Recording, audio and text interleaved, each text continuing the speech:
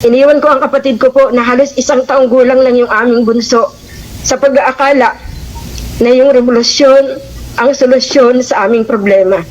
Subalit nagkamali po ako.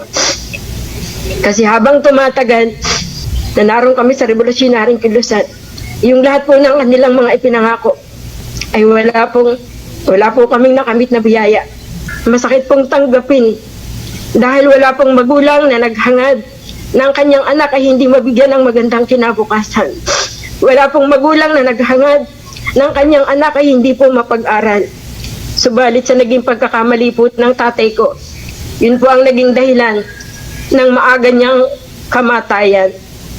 Sinikap ko pong magpakatatag noon.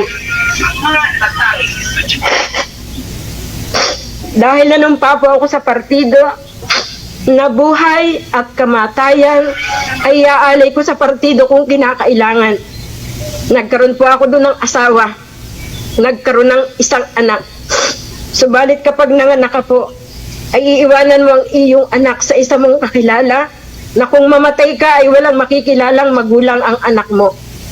Kaya sabi po ng asawa ko noon, mabuti pa magbagong buhay na lang tayo para mapaglingkuran at makapiling ang ating anak.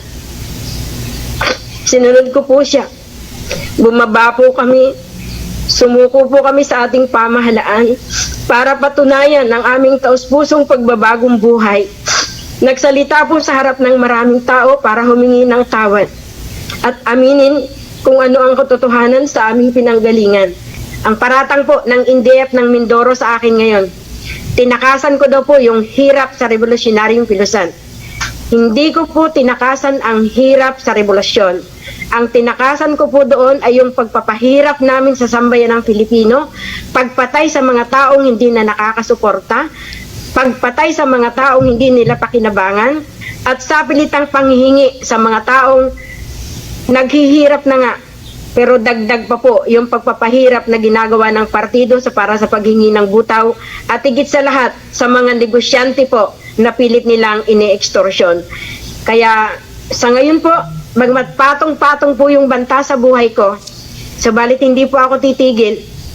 Kung ang atin pong kasundaluhan ay nakataya ang kanilang nag-iisang buhay, hindi naman po sila taga rito sa Mindoro, umaasa yung katutubo natin na sila yung tagapagligtas, subalit sila po ay yung nagpahirap at sa ngayon na nagbagong buhay ang ating mga katutubo, napakasakit tanggapin na mayroong nag-surrender na kanilang pinapatay. Kaya sa ngayon po ang ginagawa ko sa mga pinatay na katutubo na mayroong anak na nag-aaral, inampon ko po ang 2 batang grade 8 mula po ng grade 7 para mahalin at iparamdam sa batang ito na kahit po ako'y nag-NPA, mahal ko po sila at ibabalik ko po sa kanila yung dating ginawa ko nung araw sa pamamagitan po ng pagtulong sa kanila. Sa pagkakataon pong ito, ginawa ko po ang lahat para sa aking pagbabagong buhay. Halos po lahat ng bayan ay narating ko, lahat ng probinsya para magbigay ng patotoo at aminin kung ano ang aming nagawang kamalian para maging buhay na halimbawa po na wala na pong tumulat sa isang kaliway. Kaya, alam niyo po ba ang kapalit ng ginagawa naming pagsasalita sa harap ng maraming tao ngayon? Alam ko po, lahat na nagbabalik loob sa ating pamahalaan, malinaw po sa atin na tayo po'y nasa standing order. Malinaw po sa atin na kamatayan ang magiging hatol ng ating dating pinanggalingan. Kasi tayo po yung kanilang sinasabi at nakaprograma na tayo po yung mga demonyo taksil na dapat gawaran ng kamatayan. Subalit para po sa akin, lagi ko pong sinasabi, maligaya ko po akong mamamatay. Ang mahalaga lang po, nakahingi po ako ng tawad sa ating mga kababayan, napatunayan ko po sa ating kasundaluhan at sa ating pamahalaan na taos sa aking kahaloban ng aking pagbabagong buhay. At higit po sa lahat, hindi po tayo nagbalat kayo. Nakakaawa po.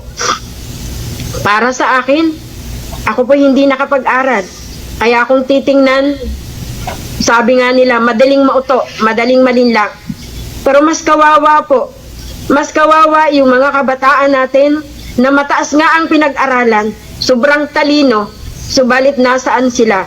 Nasaan sila? Bakit po sila nalinlang? Yun po'y isang bagay na kung walang mga legal na organisasyon, walang mga party list na nasa likod ng recruitment na ito, ay wala po sanang kabataan na magdurusa at mamamatay sa kabundukan. Wala po sanang nanay na katulad ko na magdadalamhati na hinahanap ang kanilang anak, nananawagan sa publiko, nagrarally para lamang ipanawagan ang kanilang anak nang akala nila'y nag-aaral. Subalit nasaan po ang mga batang ito? Na-recruit, napasama sa pag-aakalang tama ang kanilang ginawa. Sana po wala nang kabataang ma-recruit. Sana po'y wala nang mga nanay na magdadalamhati. At sana po'y maging totoo na yung lahat ng namumuno na totoong namumuno sa bayan at hindi po para lamang gamitin ang kanilang pondo sa maling pamamaraan. Maraming salamat po. Magandang araw po sa inyong lahat.